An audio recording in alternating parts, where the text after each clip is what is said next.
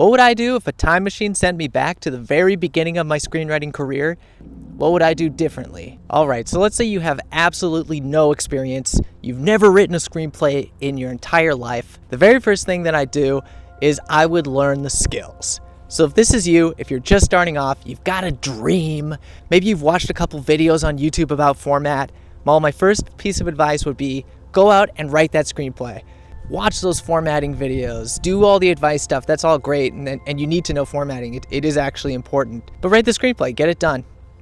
Make it big and make it awesome, make it exciting, but actually finish it. Don't spend a million years doing it, just get it done. Do your dream project and get it out of the way. At least a first draft. But here's what you need to know, is that first drafts of screenplays are probably not gonna get made. This is in order to learn skills.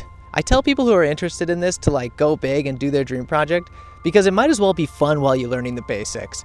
Formatting and all this stuff, it's not the most fun thing in the world. So do it, get it down, explore your project, and just have fun doing it. The important thing to take away from this first step before you have a bunch of screenplays and before you've met anyone is that you need to learn the basics. Step 2. You've made your space opera, you've made your fantasy epic, it's amazing, it's so exciting. Put that aside, you've learned some skills. Step 2 is to actually make something that can get made. This is what I always recommend people. Scale everything back, make it a few pages, 5, 10, 15 pages.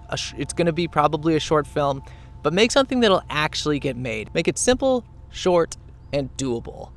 I'd recommend something that can be filmed in one location, only a few actors. You can make it cool. There's all sorts of really cool stuff that take place in one room, but make something that can actually get filmed. There's 2 big reasons behind this. One is that you need to get feedback on your writing. This is the most important thing and fastest way to actually improve at writing. You need to get feedback from people who know something about writing. Your first screenplay, that big space opera, if you gave it to anyone, which you probably didn't. I didn't give my first things to anybody. I wish I had. But your close friends and family are going to say it's pretty good if they actually read it. But you need to go and give it to someone who actually knows what they're talking about with writing, get feedback, and this is the way that you improve. This is the only way to improve at anything. I heard it once that writing without feedback is like walking around the gym trying to get buff without knowing how the machines work. You can pick up random things and you will probably get a little stronger, but if you don't have a plan, if you don't understand how weights work, it's gonna take you a really, really long time to actually get any more bigger and muscular. You're just gonna be kind of bumbling around. With feedback, you're gonna learn where your weaknesses are and how you can improve. So this is the very first thing I do, and if I actually went back in time, I would be getting feedback from everyone. I'd be online, I would be talking to friends in writing groups, I'd be working on that tough skin that you need as a writer, and I'd be really prioritizing improving. And this is what I did along the way. So I did go to film school for 1 year in Vancouver Film School. They've got a writing program that is just 1 year. And at the end of this, I had a little short film that we'd made through the school, but I knew right away that the only way going forward was to actually make things. I'd happened to meet some guys who were making sketch comedy, and they were looking for writers. So I approached them, I'd written a couple sketches, and they were eager for writers, and we ended up making a couple of them. And then this relationship between them, I still write for them to this day, and they're some of my best friends at the moment. And this relationship has led to pretty much all of my other short films being made because I'd actually met some people who were interested in making stuff. There are people out there who want writers. There are tons of people who are directing. There are tons of people with cameras making cool stuff, and they need help or they want help. And oftentimes you don't get paid. I haven't been paid for any of these sketches, but I've gotten a lot of cool stuff made. I've been able to go to film festivals with them, and I actually have a body of work that has now led to other paying work. And to me feeling qualified to be doing this, and also led to my coverage job. Basically, it led to everything. All of my success has been because I actually went out and started making things. So that would be the next thing I'd do. I'd immediately start making things. And if you feel oh, I don't know anyone, I can't do this, then I want to recommend you one of my favorite filmmakers on YouTube. His name is Joel Haver. This guy has been making sketch comedy on YouTube for years, and it's really good. It's some of the best. taught himself how to use this cool animation program that you should check out. But he makes things with his friends, and they're huge. And now he's making feature films, and he shares the budgets, and they're never over $1,000. If he can get $1,000 and make a feature film, then I think anybody can. And actually, I've been encouraged by him so much that I've gone out and I've made 2 feature-length films. They're actually both on my YouTube. There's technically 45 minutes is a feature film. So because of that, I've been able to make 2 feature-length movies, and I've learned a lot in the process. And it was just me and my friend who have never done anything like this before in my life. So I recommend checking out Joel and seeing what kind of like stuff you can do with very little budgets. Okay, so now you've written something that can be made. What's the next step? You know what it is. It's that you actually go and you make it. As I said before, there's a lot of people making stuff who are looking for writers. Team up with some of them. That's even better. Now you know more creative people. But ideally, like, I'd say grab your phone, go out and film it. Even if it's a rough draft, you're gonna see what it looks like. And through the process of turning a short script into a short film, you're gonna be learning a lot about your process, about your writing. Maybe you film it and you realize you're like, oh my gosh, this looks horrible. And you're gonna say, why did the script turn out horrible when I thought it was good on the page? And this is a huge step in becoming a good writer. You're doing critical analysis on your own work, and you're gonna be able to see where you can improve. And then even you can take it and work on the next draft and make that better. And all you lost was maybe a day or 2 filming with your friends. Another thing about making it is you don't have to film all of these things in order to make it. What other skills do you have that you can turn your script into something that people actually watch? Do you know how to animate? Do you like puppets? Do you like radio plays? My very, very first project I ever did was an ambitious 6-hour-long radio play that we got on our college radio station.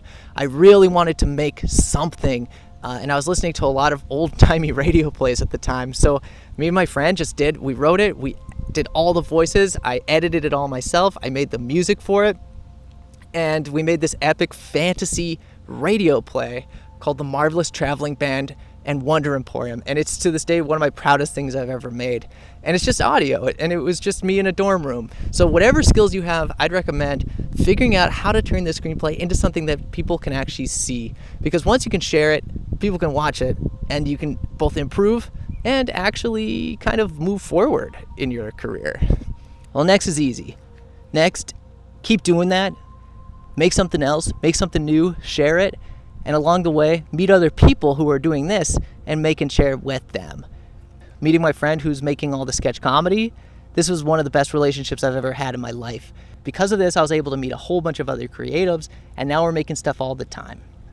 So go out, keep making stuff, find other people that want to make stuff, and make it with them. So now you've got a bunch of stuff made, you've got a bunch of short films, and you're like, what's next? Can I make my space opera?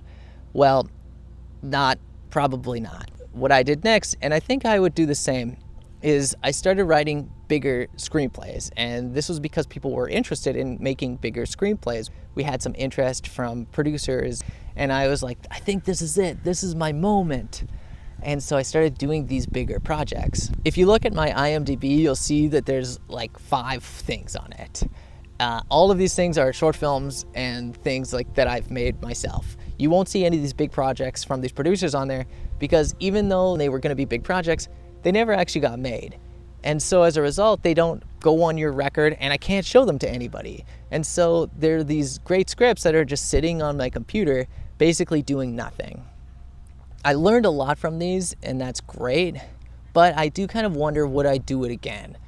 And I kind of think no. So maybe you're asking, how do I make the leap from these little YouTube videos that I'm making to actually filming a real movie? For us, it was that we met some producers through the short films that we made at various events, and they saw that the skills that our small production company that me and my friends were making were quality, and he wanted to work with us. And it was only because we were actually making stuff that it led to this. I guess my answer is make stuff and go meet people, go to film festivals, go to events, and show your stuff, share your work. The easy answer is that you gotta actually have stuff out there that people are watching, because like no one is gonna read the screenplay that is on your computer that you never share with anyone. It's just not gonna work. To wrap this up, I think there are 3 big things that you can learn in the beginning of your screenwriting journey that are crucial to getting better and moving forward. The first thing is that you'll discover what you actually like and dislike about the film, screenplay, movie making process. Me, I really like writing. Specifically, I like the ideas and the collaboration part. When me and a director can sit together in a room and come up with a movie idea and how I'm going to help them bring it to life. And this is just so exciting. I love putting the Post-it notes on the walls. I even like the outlining and the daily slog of writing the script. For me, writing is awesome. What do I dislike? I'm not a huge fan of the producing. I produced our first big short film that we got paid money for, and it was super rough. So yeah, you'll discover what you like and what you dislike. The second huge takeaway is that you're gonna figure out how you can be useful to people.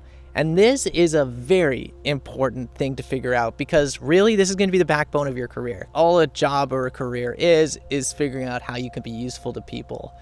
And through the process of making things, especially once you start making with others, you're going to find out, like, what are you good at and what do people value about hanging out with you and collaborating with you and making stuff with you.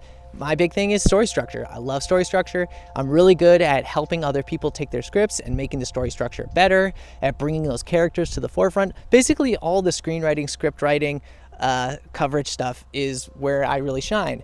And so this is where people are now finding that I am useful. And that's why I can work as a script coverage guy. So you're gonna figure out how you're useful, and that's super awesome. And then the final third thing that you'll discover is what you actually want to be doing.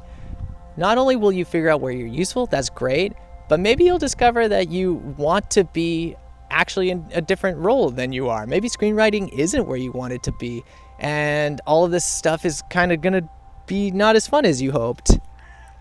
For me, I'm discovering that I love animation and I love working with this, and slowly I'm moving more towards this and exploring how I can be making that a reality.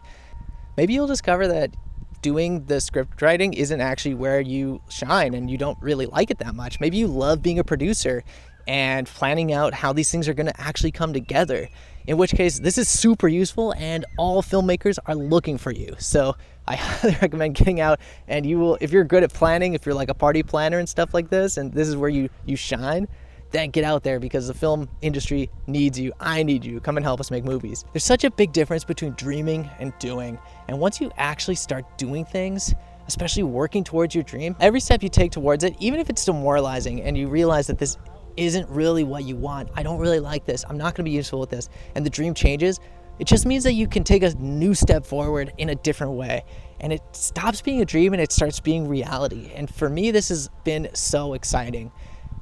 Even if you look on my channel, you see these animations and they're so goofy, but every time I made them, they were just so fun to make. And we improv them, which is why they're not written very well. But every step I was like, I'm learning something. I'm learning that I want to be collaborating with animators, and I like the goofiness of improv, but I need to figure out a way to structure it a little more.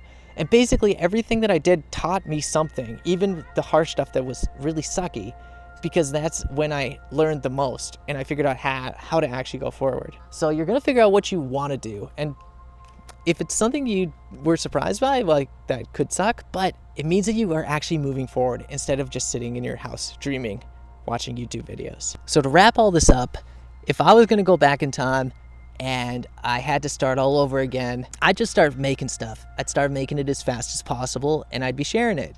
I'm trying to take that advice myself right now, and that's why I'm making daily screenplays. That's why I'm making these videos. Every time you make something, you actually are taking a step forward towards your dreams. And I think that that's amazing. Write your screenplay, try to film it, share it on here if you can, but go out there and actually do it. That's the only way forward. I want to watch more stuff like that. So good luck. Thanks for being here. Let's make stuff together.